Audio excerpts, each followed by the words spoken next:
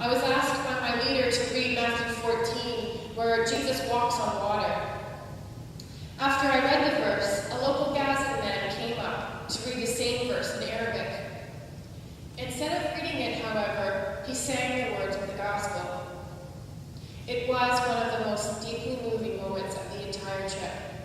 As I sat there looking around at this church in shambles and listening to words and music that I did not understand, but I knew the significance of it. It was their faith that had touched my soul. You see, my faith had been tested on this journey. My eyes had released the gates of Christ, but these faithful Gazans had never faltered. I began to weep as I sat there, and I remember how I felt towards the soldiers in Hebron and to the others in my life, in my past. I realized how I thought of and treated God's children. 2 local ladies attending the church service came up to me and tried to comfort me, not understanding why I was so upset. It was all too much for me. They looked at me and said, "But this is my life." These women who had next to nothing were comforting me, while I was supposed to be there to comfort and support them. Many times throughout my journeys, I wondered where God was. In that moment, I realized that He had been there the entire time, but that it was I that did not have the lenses to see Him. In that moment, I learned to recognize a very different Jesus than I had ever known before. A man of oppression, a man of deep pain, but also a man of love and forgiveness. There was a peace there in that moment. It was the ultimate peace that often is forgotten and pushed to the wayside, and it comes in the form of one man. I believe that we at the church are called to be controversial.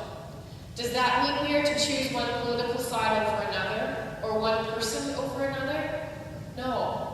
It simply means we are called to follow Christ's example.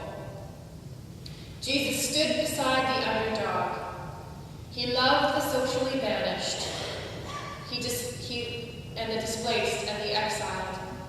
He did not define based on age or sex. I believe that Jesus is the ultimate peacekeeper, and that He sides with the person who carries tragedy against them, for He is the only person who can bring about true healing. He does not keep track of what has done, who started what first, but He cares for the brokenhearted and the oppressed, no matter what their birthright defines them to. I absolutely love the story of David in 2 Chronicles. David makes many life-altering and staggering mistakes, but his response in this particular mistake is one that I often think of. He made a mistake when he took a census of the army, and it angered God. After God had offered him his options, he attempted to please God by building an altar and relieving the pain of his people. He searched for the best land to place it and goes to the man who owns it. He asks him to purchase the land at a fair price from him.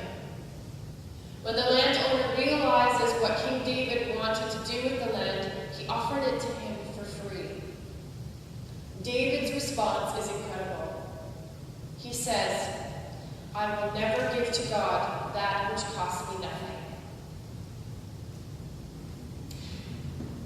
Sometimes the church can be confused between what is and what should be, but God's words are simple through the eyes of David. Let us strive to do what is right, regardless of the cost, and recognize